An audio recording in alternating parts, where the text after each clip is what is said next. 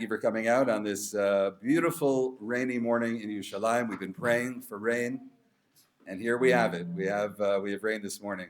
We have a regular sponsor, Le'iloi Nishmas Miriam Bas Avram Alav Shalom, and Le'iloi Nishmas Shem Tov Ben Shlomo Zichrono Livracha, and we have an additional sponsor this morning as well from the Goldwag family, who are regulars, have been coming and learning in this year for many years now. So the shir this morning is sponsored by Merrill Goldwag in loving memory of her father, Chezkel Ben Meir, whose 26th, did I get that right? Okay.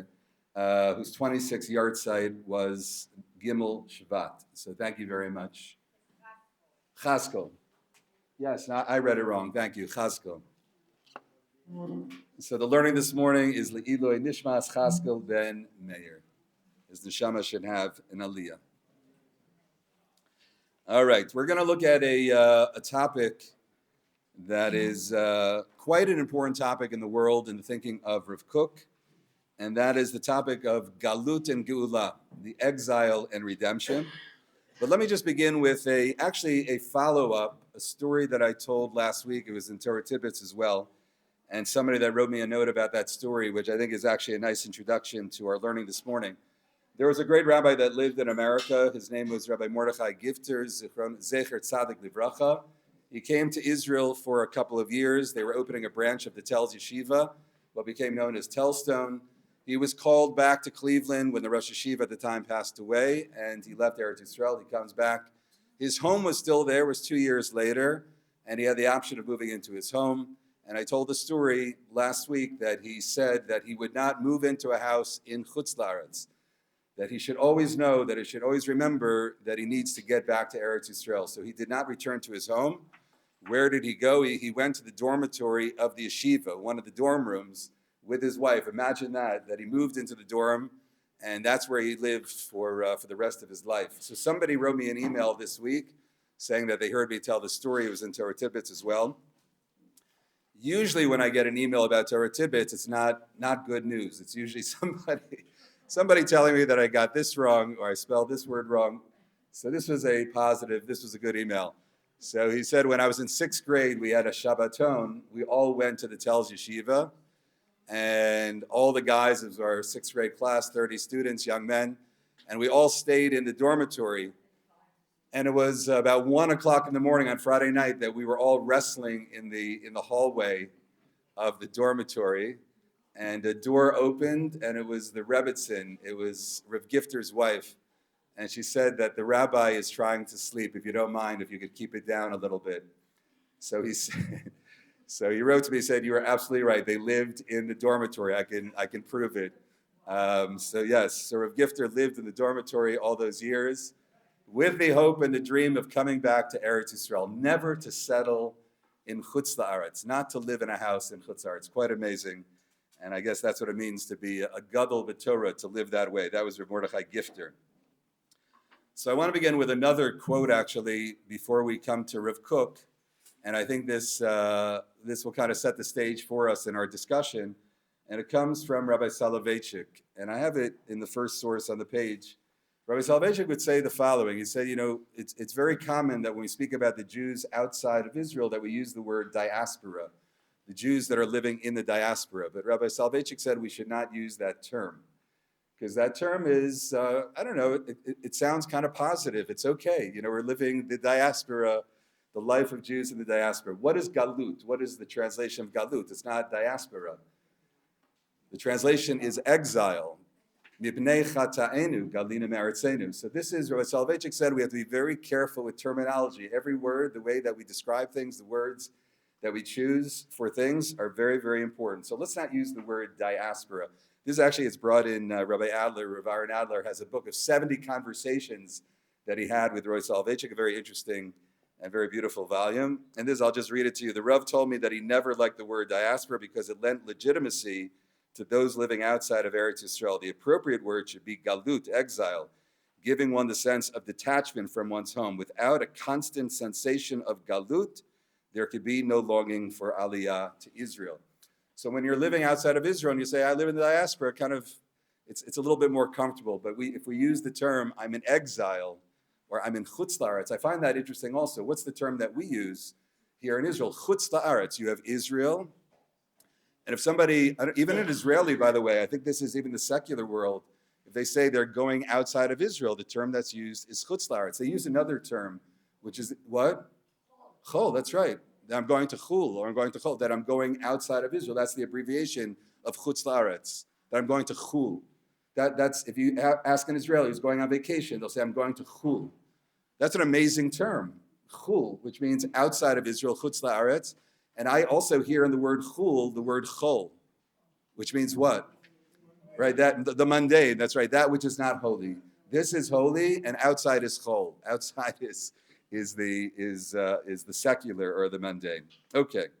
So even the terminology is very, very important when we speak about the land of Israel, what it means to live outside the land of Israel. So I want to begin with the following story, which is a story that's found in the Gemara.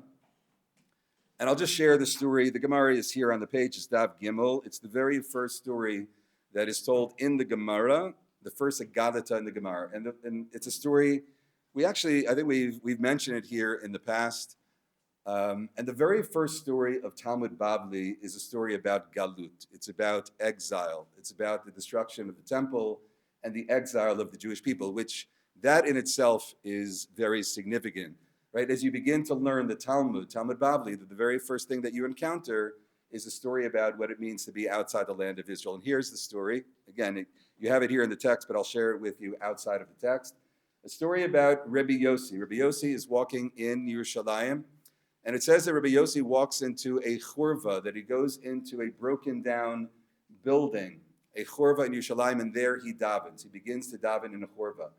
The Gemara says that Elijah the prophet, Eliyahu HaNavi, then comes to the door and is standing by the door as Rabbi Yossi is davening. As he comes to the end of the davening, so Eliyahu HaNavi, Elijah the prophet, says, why did you enter this churva? Rabbi Yossi says, I came in to daven. I needed a place that was secure, a place where I could have kavanah. And strangely, Eliyahu HaNavi says, you know what? It would have been better for you to daven outside. It would have been better for you to daven on the road. That's what he tells Rabbi Yossi. But Rabbi Yossi says, no, I came inside because I wanted to daven in this place. And then Eliyahu HaNavi says the following, where he asks him the following question. He says, did you hear anything while you were inside of this churva? Did you hear anything? And Rabbi Yossi said, yes, I did hear something when I was in this ruin, this churva Yerushalayim. I heard the sound of a dove cooing, and that was the sound of God, that God was speaking. I heard that sound, the way that God was speaking. It sounded like a dove that was cooing. And God said, how sad it is, how unfortunate it is that my people have been exiled from the land of Israel. And God says, it's like children that are around the table. How unfortunate it is that the father does not have his children sitting around the table with him. That's what he hears in the churva, and that's what he tells Eliyahu HaNavi. Eliyahu HaNavi then says the following, and this is now the end of this story, this first story of the Gemara. Eliyahu then says to Rabbi Yossi, not only is this true at this moment when you are standing and davening in this churva, but it's true every single time that Jews enter a Beit Knesset, they come into a shul. Until today, until this moment, when a Jew comes to daven in a shul, comes to a Beis Medrash and davens, that Hashem says, how unfortunate, how sad it is that my people are not in the land of Israel, in Yerushalayim, that they're not in the Beit HaMikdash, that they're not serving God, worshiping Hashem in the Beit HaMikdash. That's how the story ends. That's the first Agadata. That's the first story in all of Shas, in the thousands of pages of Shas, of Gemara. That's where we begin. So Rav Kook says we begin with a story of galut. We begin with a story of what it means for the Jewish people to be outside of the land of Israel. It's a sad story. It's a mournful story. It's a story of a rabbi that finds himself walking the streets alone, that finds himself in a churva, in a broken down building, what was once a very beautiful building. It seems that people are not around, that there are not other Jews around. He doesn't daven with a minyan. He's davening himself, and he's inside of this churva. And then this message, which is really a very mournful message, a very sad message, is that God is crying over the Jewish people. And every time that we daven, that there's a kind of sadness, there's a kind of mourning, that Hashem says how unfortunate, how sad it is that this is the way that the Jewish people are davening. This is the way that the Jew is serving God. So let me just share with you one line from Rav Kook's interpretation. Rav Kook, that's kind of the way that Rav Kook is reading this Gemara. There are many ways, by the way. There's a whole, you could spend 45 minutes, an hour just on discussing this one story and all the pieces of the story. But let me just share with you one line from Rav Kook and to highlight one idea that he takes from this Gemara. This is from the Einaya. This is from the very bottom of the page where it says number 3. This is the writing of Rav Kook. We're going to look at one sentence. Shama bat kol. So Rabbi Yossi, when he is inside the chorva, he hears a bat kol. V'hisig al yedezeh, and he understands through this bat kol, kama gadol chisaron hashleimut. How much is lacking from that wholeness, from the shleimut, the hanhaga al yedei galut, the fact that we are in galut. And again, this is a very, very important idea. It can be, we can forget this as well. We can build our beautiful communities outside of Eretz Yisrael. I just read this morning of in Boca, they're doing an expansion of $20 million on their shul in Boca Raton. That needs to be done as well, and YU and all the institutions that we build, but to remember that there's something dramatically lacking outside the land of Israel, and the goal is to come back to the land of Israel. And this is what Rav Kook says. He understood when he heard this bat kol and the sadness of the bat kol, the sound of the bat kol, that it's not the right place to be outside of Israel, and that there is a chisaron hashlemut, going back to the text now, b'hanaga al yedei galut, shuzu hashlemut shehisig, ena be'erech, what he was able to achieve, the davening that he had, did not reach the level, ena be'erech mashira'ui lo al yedei kedushat hamikdash, the kind of sanctity and spiritual elevation that one would feel in the Beit HaMikdash, keshehu banui ukedushat Yisrael keshehem b'mikomam. That when the Jew is back in the land of Israel, that is the right place. There is exile, there is galut, and coming back to the land of Israel is the Jew coming back home. Gam iyavshar lo lif'ol b'shleimuto be'olam. You can never achieve the full shleimut outside of the land of Israel. So that is lesson number 1. When we think about galut, when we think about what it means for the Jewish people to be in the land of Israel and for the Jewish people to be outside of the land of Israel, that we are lacking spiritually outside the land of Israel, the sadness, the mourning of a Jewish people that is not in their land. Okay, we turn now to page number 2. And when we think about galut, I think one of the most important, one of the most fundamental sources about galut is the Jewish people when they had the first opportunity to enter the land of Israel. So what's the first example of galut? Now we could speak about galut Mitzrayim, we're going to talk about that in a moment. There's another galut as well, and that is when the Jewish people had the opportunity to enter the land of Israel, and we all know the story well, that the Meraglim come back, and the Jewish people say, you know what? We'll wait on that offer. So what does the Gemara say about that? This is a very well-known Gemara. Often it's quoted around the 3 weeks and Tisha B'Av, the 9 days. So this is a Gemara that's found in Tainis, Chavtes Amud Aleph, 29a. Amar Rabba, Amar Rabbi Yochanan, the top of page 2, source number 1. Oso Hayom, what day was it the Meraglim returned went to give their report about the land of Israel, the negative report? It was Erev Tisha B'Av Haya. They came back, and it was the 9th of, it was Erev. It was Erev Tisha B'Av, so it was the 8th. They came back that afternoon, and they begin now to share this report. So Osa Hayom Erev Tisha B'Av Haya, the days the spies returned was the day before Tisha B'Av, right before Tisha B'Av. Amar Lehem HaKadosh Baruch Hu, Atem bechitem bechiyah shel chinam, you cried a cry without any cause, a weeping without cause, Vani kovea lachem bechiyah ledorot, that there's going to be a crying that's going to last for many, many generations. Now, there are many different ways of interpreting this Gemara. A basic understanding is that you had the opportunity to enter the land of Israel. You rejected that opportunity. You cried because you did not want to. You cried out not wanting to enter the land of Israel at that time.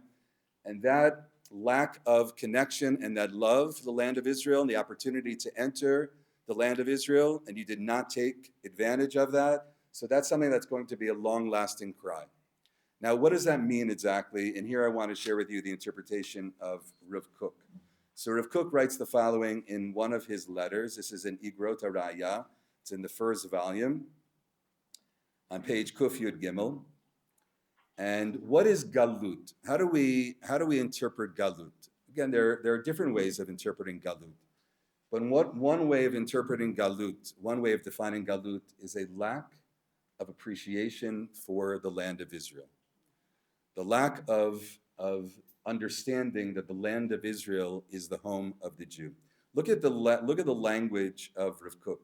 Yesod ha-galut, the very foundation of galut, v'hashiflut, and a lowliness, hanimshach be'olam, that's found in this world, ba rak bima she'ein modi'im et Eretz Yisrael. What is galut? That we don't articulate, we don't announce, lahodia, modia, right? That we don't let the world know of the holiness of the land of Israel. Rak mima she'ein modi'im et Eretz Yisrael et ercha, the value of Israel, et vechachmata, the wisdom that's found in the land of Israel. Ve'ein, and look at this. This is now as I said, sort of a commentary on what we just saw above. Ve'ein mitaknim et chet hameraglim. You know what's lacking, and what we've lacked for many generations is that we have not yet done a tikkun on the chet, on the sin of the meraglim. Shehotzi diba ala aretz. They had negative things to say about the land of Israel. And b'tshuvat hamishkal, in order to do tshuva for their sin, he uses a term which is actually a halachic term, which is called tshuvat hamishkal, means that you have to do a measure, like a measure for measure. That's the word mishkal. So if they sinned by saying negative things about the land of Israel, so what's the tshuvat hamishkal? How do we fix that? How do we atone for that? Says Rav Kook, lahagid ulevaser ba'olam, that we must state and announce to the world, kulo hoda v'hadra. We have to speak loudly and firmly and joyously about the glory of Israel, kedushat hakvoda, its holiness, v'halavai shenizkeh acharei kol haflagot kulan. With everything that we have to say, all the positive things, halavai mitzidenu lavia av chelek echad mirvava mechemdat eretz chemda. If only we could capture 1,000th of what it is about what is so holy about the land of Israel. Umehaderet or torata v'iloi or chachmata v'ruach hakodesh hamitnoses b'kirba. So how do we do tshuva for that? And it's tshuva that he says that we need to do a tikkun, that we need to do for the sin of the meraglim. They had an opportunity. We as a people had an opportunity. We lost out on that opportunity. We need to correct that. So it's true for all of us as well to spread the good word of Eretz Yisrael. There's a board that I saw. Rav Zalman Sorotzkin. Rav Zalman Sorotzkin was one of the Gedolei Torah that lived in Yerushalayim. He came during the war, during the Holocaust, and he settled here in Yerushalayim. And he was one of the leading personalities in the quote unquote the more Haredi camp. He has a parish on the Torah called Oznayim LaTorah, which is one of the classic commentaries, and it's translated by Art Scroll as well, Oznayim LaTorah. And I don't have it here on the sheet, but he says the following. He says in Parashat Re'eh, it speaks about the non-kosher birds. One of the non-kosher birds is known as the ra'ah. And the Gemara says, why is it called the ra'ah? From the word from the term, or the word that it's able to see a very, very long distance. It's a kind of bird that can see miles and miles away. And you have animals like that can literally see, can sense. So the Gemara says it's called a ra'ah, and this is the language of the Gemara. Because from Babel, outside of Israel, it can see a carcass. It's able to see like food that it would eat in Eretz Yisrael. It has that kind of vision that it could see miles away. It can pick up a carcass. So Rav Zalman Sorotzkin says, well, if it's such a special animal and has these special talents, why is it a non-kosher animal? So he gives a classic answer. He says, you know why? Because it sits in Babel and it sees something negative in Eretz Yisrael. He says that's a terrible sin. Right? It's easy outside of the land of Israel, okay, to point out all the failures, right? Everything that's wrong in Eretz Yisrael. That's why I'm not making Aliyah because of that. Or I hear it's too deep. So to say negative things from outside the land of Israel about the land of Israel, he says that's a treif animal. That's not a kosher animal. So we have to be careful about how we speak about the land of Israel. Rav Kook says we have to pour out. It should pour out from our hearts and our souls. And even with that, we can't capture what is so magnificent about the land of Israel. Look at the following. This is now the middle of page 2. There was a great rabbi that was living in Israel at the same time as Rav Kook. His name was Rabbi Yaakov David Wodlowski. And we have a number of letters that they share with one another. They actually disagreed on many issues. We have letters where this Rav David Wolofsky, he was known as the Ritvaz, that first of all, he felt about Rav Kook that he was too embracing, too open to the secular. He felt that he went too far on that. He also disagreed with him very strongly on the Shemitah issue, on Heter Mechira. They had a lot of disagreements with one another, but they had a great respect for one another. You see very long letters that Rav Kook is writing to him. It means that he was an outstanding genius, and he had great respect for him as well. In this letter, there's a letter, again, we have the letters that Rav Kook wrote, and in this letter, he's responding to the Ritvaz, Rabbi Yaakov Davidovsky, who suggests that Rav Kook maybe consider a position in the rabbinate outside of Israel. A position just opened up. Again, he's in a little shul, by the way. He's in Yafo. And there's, I don't know which position, it doesn't say, but a major position of the rabbinate opens up. And he makes the suggestion, why don't you go and consider that? Well, how do you think Rav Kook responded to that suggestion to take a rabbinate, to take a pulpit position outside the land of Israel? Well, you can only imagine. I mean, well, we don't have to imagine. We can see right here what Rav Kook wrote. You know, let's just read it in the English below. You have it in the Hebrew above, just that one paragraph. I am shocked. Here's Rav Kook. I am shocked by your piece of advice for me to leave Israel to the diaspora. Interesting. In this translation, they use the word diaspora. I don't know if in the Hebrew it's chutz la'aretz. So okay, interesting. So I don't know if I would use the word diaspora, exile, or we could just say outside the land of Israel. In order to receive rabbinical posts, truly, if someone would give me all the secret treasures of the world, based on this Gemara about Metzia, in exchange for one moment of breathing in the holy air of the land of Israel, or on the other hand, if someone would give me all the silver and gold in the world in exchange for one moment of breathing the impure air of the diaspora, I would despise both of them. Okay, so he says, you can give me all the money in the world, I'm not leaving. You could pay me all the money in the world, I'm not stepping foot. And then the next paragraph he says, okay, there are times that we have to leave Eretz Yisrael, and there's, you know, there may be heterib to do that. But he uses a term, and here just to go up in the Hebrew second, I have a little arrow. He calls it the avir hatamei shel eretz ha'amim. If you look at the end of the line there, I have it underlined for you, where that little arrow is. Just look at those words. Avir hatamei shel eretz ha'amim. Now he calls the air outside. We've talked about in the past, the avir de Eretz Yisrael makim, the holy air of Eretz Yisrael. How about the air outside of the atmosphere outside the land of Israel? So the halacha, this isn't just a poetic term, it's actually a halachic term, that the halacha says that the air outside of Eretz Yisrael is tameh, that there's a certain tumah that's found in the air outside of Eretz Yisrael. That is a halachic, that again, I just want to point that out, and I want to share with you just one example quickly where we see that. Let me ask you the following question. Everybody here is familiar with the halacha of becoming a Nazir. Now, a man or a woman, women can do it as well. If you want to become a Nazir, 30 days, you want to set aside 30 days for a higher, elevated spirituality. You're not going to have wine, you're not going to cut your hair, you're not going to be tamei lamet, you're not going to go to a cemetery. So that's a Nazir. There was a modern day Nazir of David Kook. We've spoken about him, the Nazir Yerushalayim.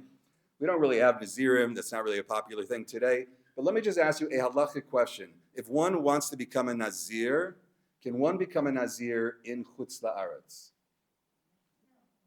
Well, you say no. Okay, why not? So by the way, I would think there's, in other words, if you want to be on a spiritually higher level, and I don't want to cut my hair or drink wine or go to a cemetery, that's not necessarily an Eretz Yisrael issue, right? That's something, if I'm in Baltimore, if I want to become a Nazir, if I'm in Borough Park and I want to become a Nazir for 30 days, why can't I do that? So, what? Okay, good. So let's look at so the halacha is, and I recently learned this halacha. It's found in the Rambam. It's found in Shulchan Aruch. Look at what it says. This is page 3, the top of the page. Ein hanizirut noheget, the law of being a Nazir. Okay, top of page 3. This is Hilchot Nizirut, Perek Bed, halacha chaf aleph. Ein hanizirut noheget ela be'eretz Yisrael. You cannot become a Nazir except for in the land of Israel. Umi shenazar b'chutz la'aretz. Let's say you do. You say, I'm becoming a Nazir. You take on that neder. You take on that vow of becoming a Nazir. What's the halacha? You're standing in New York. You're standing in LA. And you say, I am becoming a Nazir. What happens now? Does that take effect at all? So the Rambam says, Mish Nazar b'chutz la'aretz konsinoto. We penalize that person. Umechayvinoto la'alot l'Eretz Yisrael. You got to get on a plane as fast as you can and get to Eretz Yisrael. You cannot be a Nazir outside the land of Israel. And if you actually take on that vow of becoming Nazir, you got to get to an El Al flight as soon as you possibly can and get to Israel and fulfill your mitzvah of being a Nazir. V'liyot Nazir be'Eretz Yisrael kiminyan hayamim shenazar. According to the days that you made a neder that you're going to be a Nazir. So the Mefarshim say, why can you not be a Nazir outside? That's a question. The Rambam doesn't actually say why. The Torah never says that. If you look at all the halachos in the Torah, it doesn't say that you have to, that Nazirut is only in the land of Israel. So the commentaries all say the following. Why? Because there is this halacha, what's called the avir hatamei shel eretz ha'amim. That there's impure air, that there's tamei air outside the land of Israel. One cannot become a Nazir where you're elevating your spirituality in a place where there's tumat ha'amim. So and it comes up in other halachic places as well.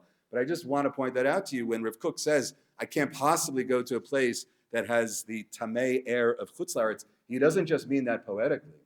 He means that in a halachic sense as well. Okay. Let's turn to the following.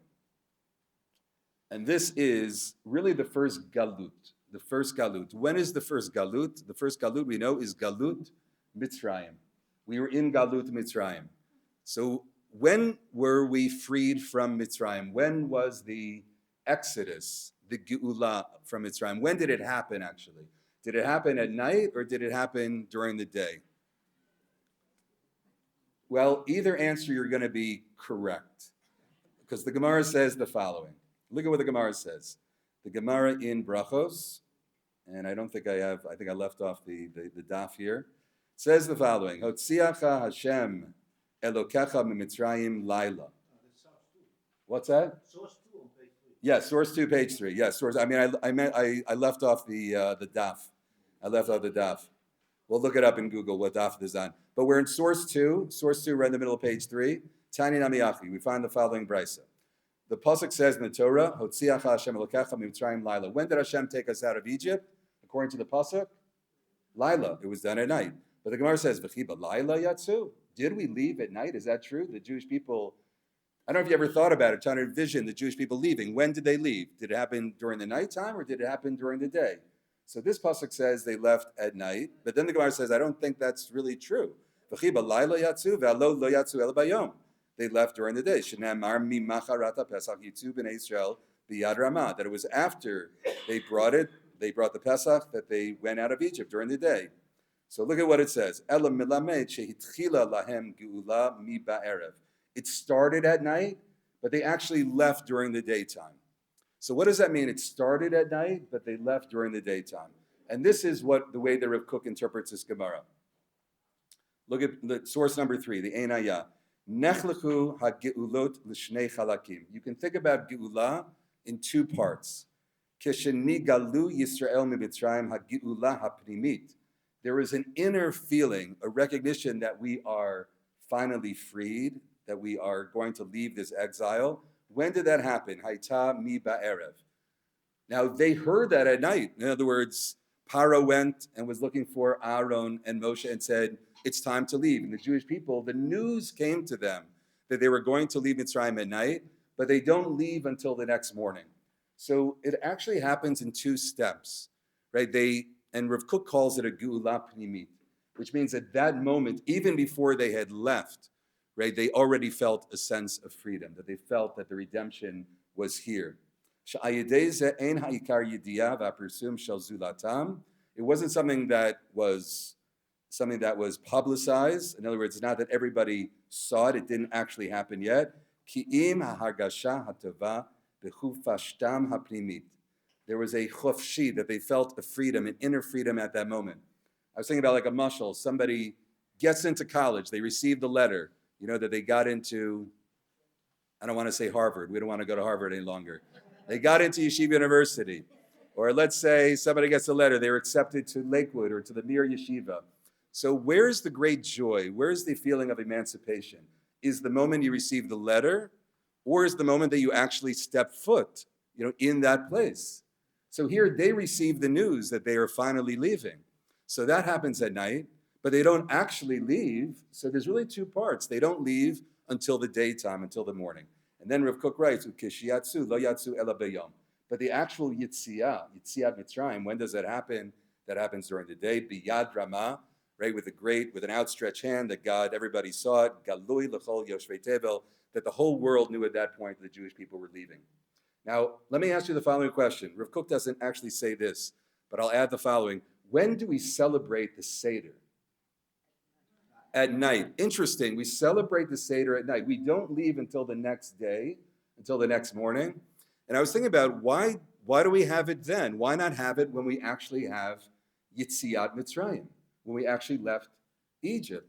It would be a lot easier, maybe easier on the women as well. They prepare all day. They can sleep the night. We can wake up the next morning, and we have the Seder at 12 o'clock. We have a nice lunch, do a few hours, and it'd be a lot easier than starting the Seder at 9:05 until 1, 2 in the morning doing the dishes, right? But Chazal have us have the Seder and the celebration at night, even though Yitziat Mitzrayim does not happen until the daytime. But what do we learn? And I think this is what Rav Kook is emphasizing, that even before we leave, if we recognize that we are in the process of the Geula, that's the Geula Pnimit, when we recognize the signs of Geula. Right? If that's something spiritually that we're elevated, we know that we're on the road, that we're about to leave, that moment is critical. I mean, it's critical when we leave as well, but there's something even more significant about the moment that we recognize Geula. Yes, please. Mm-hmm. Yes, very good. You're right. They do, yes, they do a lot that night. But the actual, again, interesting, the actual Yitziat Mitzrayim does not happen until the morning, until the day. And yet we celebrate at night. We celebrate at night. So I think there's a lot to think about. But I think one idea, and we'll see that right now, is to recognize the process of Geula. And when you recognize that, when you're aware of that, when you're cognizant of that, that's key. That's really most important. And let me share with you the following insight. The following insight that comes from the student of Rav Kook, the Nazir. And this is a kavana that we can have in our davening as well.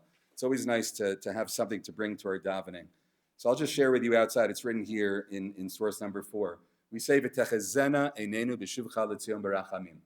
Right? We say that every day, every single day of the year. We say it in every Amidah, that our eyes should see, V'techezena einenu, our eyes should see, V'techezena einenu b'shuvcha l'tzion, when you return to Zion, when Hashem returns to Tzion. So I think for many, or for most, when we read this, or many have read it the following way, and that is that we should be alive, that we should be zochet to that day when Hashem Shechina returns to Yerushalayim, when we should be zochet to the day of Mashiach. So that's, I think, how some would read this. The Nazir, the student of Rav Kook, said we should read it another way. And what is that? And let me just read to you the following, right in the middle. However, the Nazir added a more updated dimension to this prayer. He explained that when God returns to Tzion, there will be those who will not recognize the events for what they truly are. Therefore, we pray, when you actually restore your Shekhinah to its proper place, please let us see what is taking place before our eyes. Let us not be blinded by the peripheral events whose purpose is to conceal your great light. Let us not be influenced by those who willingly or not fail to see beyond the superficial. What is the kavana? The kavana is let us see the unfolding of the geula. Even if the geula is not here yet, like those Jews, the night in Mitzrayim, the geula was not there. Who knows what would have been? They didn't know for a fact that they were going to leave. Maybe Pharaoh was going to change his mind the next morning as well. But that moment that they believed, that they saw, right, that they had that intuition, that they recognized that this is the beginning, that it's about to happen. So that's a significant moment. That's really the moment of celebration. And that's a way of thinking about, I'll take Roseanne 1 second. That's a way of thinking about this beautiful bracha that we say, V'techezena einenu, let us see, let us take note of all the prophecies that are coming true, what's unfolding for our eyes, and let's see that as geula as well. Yes, please. Those of us who are lucky enough to have made Aliyah, where do we make Aliyah to? Eretz Yisrael or Medina Israel? This is a very big problem We don't know where they are. We know where we are, but where are they? They say they're in Eretz Israel. Okay. I found them in not Israel. Right. Who's right? Who's right?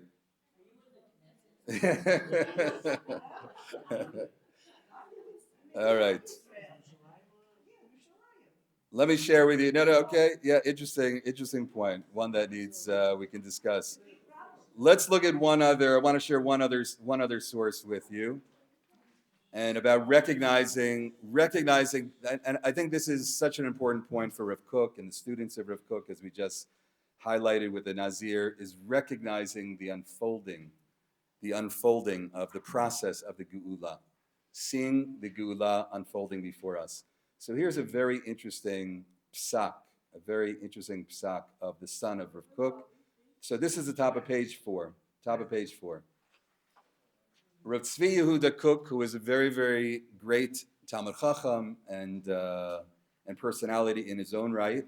He was the son of Rav Kook. His name, Rav Tzvi Yehuda Kook. And he addresses the following question, and that is the kriya that one does, the tearing of one's garment when one sees the makom hamikdash. So that's something that I think we're all familiar with. Interesting, many people do it. There are some people that don't do it. I think for the most part, people that are not familiar with it. I remember a video, very beautiful video of Rav Hershel Schachter and his wife. They were on the rooftop of Yeshivat HaKotel and tearing the garment as they were looking over the Har HaBayit. So we have a halacha, a basic halacha, that one sees makom hamikdash, that one tears kriya for the fact that the Beit HaMikdash is not standing, that we do not have the Beit HaMikdash. So here, this is a source that comes from a book called Tal Chermon, which is from Rav Shlomo Chaim HaKohen Aviner, Rav Aviner. He's alive today, one of the outstanding Talmidei Chachamim in the religious Zionist community. He has, I think he's written about 100 Sfarim, quite a prolific writer and a very important personality. He was a student of Rav Tzvi Yehuda Kook, one of his prized Talmidim, and he quotes the following psak from Rav Tzvi Yehuda Kook. Rav Tzvi Yehuda Kook says that one no longer does kriya when they see the makom hamikdash without the Beit HaMikdash. We're done. We no longer do that any longer. Now, why not? So he says the following. Now, let me just read to you the words that he quotes from his Rabbi, Rav Tzvi Yehuda Kook. Rabbeinu Rav Tzvi Yehuda Kook, chidesh lahalacha. He has a chidush. He has a novelty in Jewish law, shebiyamenu, in our days, kevan shahar habayit b'shlitatenu. Being that Har HaBayit is in our possession, right? We have rights. We have possession. The state of Israel has possession on the Har HaBayit. It's in our control. Af haro'eh et makom hamikdash eno koreh. You no longer, and again, I'll just say this is not a psak that I think is observed by most. Most people do kriya, but this was his psak, that we no longer do kriya because Har HaBayit biyadenu. It now belongs to us. Now, and he's got. Let me just read on. Sharei im ach nirtzeh bekach.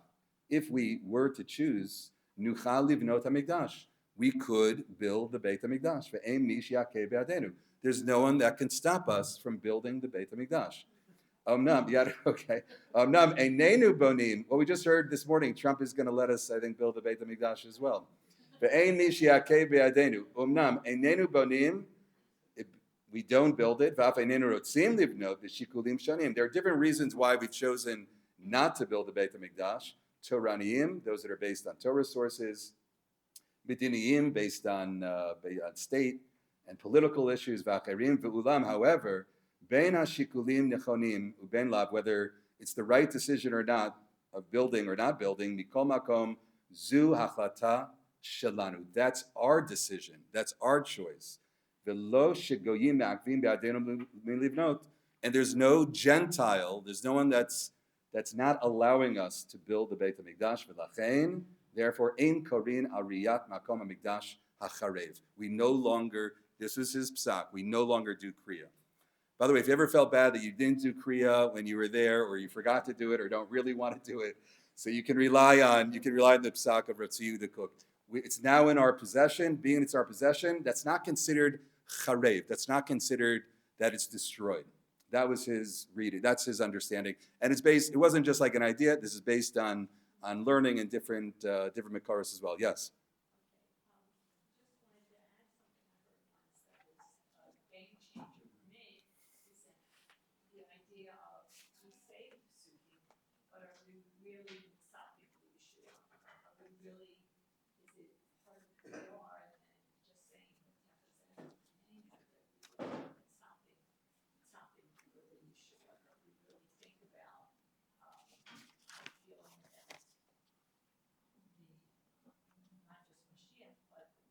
Yes, absolutely, absolutely.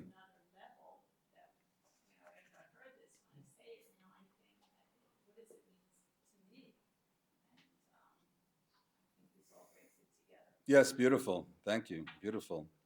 So let me close with the following. Let me close with the following.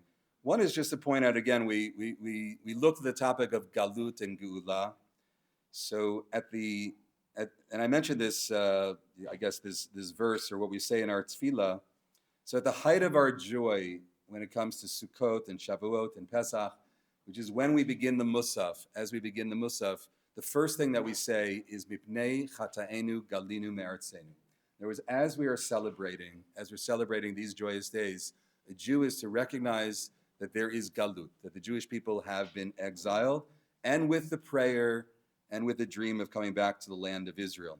I came across this a little quote or a little anecdote, and I mentioned Rabbi Rav Hershel Schachter. So he's one of the Shlita, one of the outstanding Gedolei Hador of our community of the Jewish world, and he has a son, Rav Shai Schachter, who is a rabbi in Woodmere, New York, also quite excellent and a wonderful Talmid Chacham. So he tells us the following story. It was right before the 9 days, and people began asking questions in his shul in Woodmere, questions about the 9 days, some complicated questions in terms of the the anhaga, some of the way that some of the conduct and questions related to 9 days, Tisha B'Av. So he called his father with a long list of questions, really complex questions, and his father started to cry on the phone as he heard the questions. And he said, let me tell you the following. The truth is I have not started studying carefully, and every year, to study carefully these halachot. I've not reviewed them yet. So these questions are, difficult for me to answer at this point because I've not reviewed carefully. And he says, every year I wait to the very, very last moment to review the questions around the 9 days in Tisha B'Av, because I believe every year that the Beit HaMikdash is going to be rebuilt. And I wait. It's not something that I start learning weeks in advance. I wait till the very last moment to start reviewing those laws. So I apologize that I really can't answer those questions. I found that quite amazing, that the idea of really believing, as you just said, Ann Ethel, the mitzapeh liyoshua, to really believe it, not just to say it, but a real belief in returning of the Jewish people to land and the rebuilding of the Beit HaMikdash. And one last thing, and that is something that is that's dear to me. That's the Torah tidbits that I work on every week. I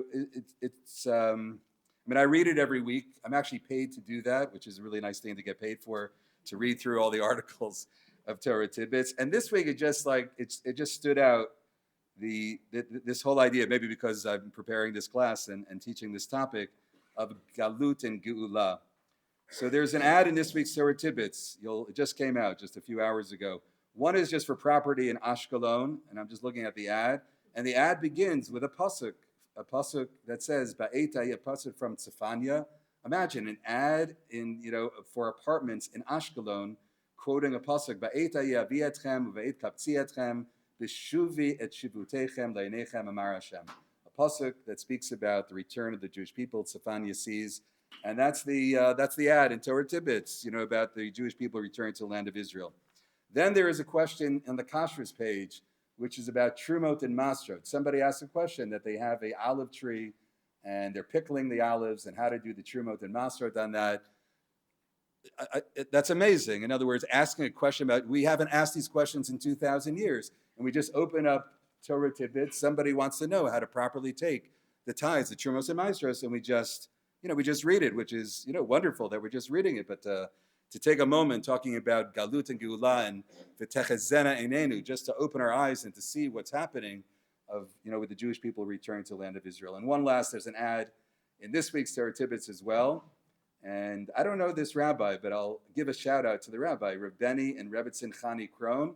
It's a picture of them, and that they're starting a community in Beit Shemesh. Another rabbi from Teaneck, New Jersey. They're coming to this community, these high-rise, these huge buildings that they're building, and they're going to be the rabbi and Rebbetzin of the community, leaving Teaneck and coming to Eretz Yisrael. So I think this is very much what Rav Kook had in mind when he spoke about the galut. We have the mournful galut, the sadness of the galut, but he believed that this is something that we're reaching a very magnificent time in Jewish history of atchalta de geula. And as the Nazir said so beautifully, to open our eyes, v'techezena einenu, and to see open Torah Tidbits, and to see Trumas and Maestro, to see rabbis coming with their communities, and to see the return of the Jewish people to the land of Israel, that this is something that is that's a great miracle and a great gift that we are experiencing in our own day. We should all be zocha to see the geula shlema. We should be zocha to bisarot tavot, only good news, sharing good news with one another. Wish everyone a good day and a good week. Yashar koach.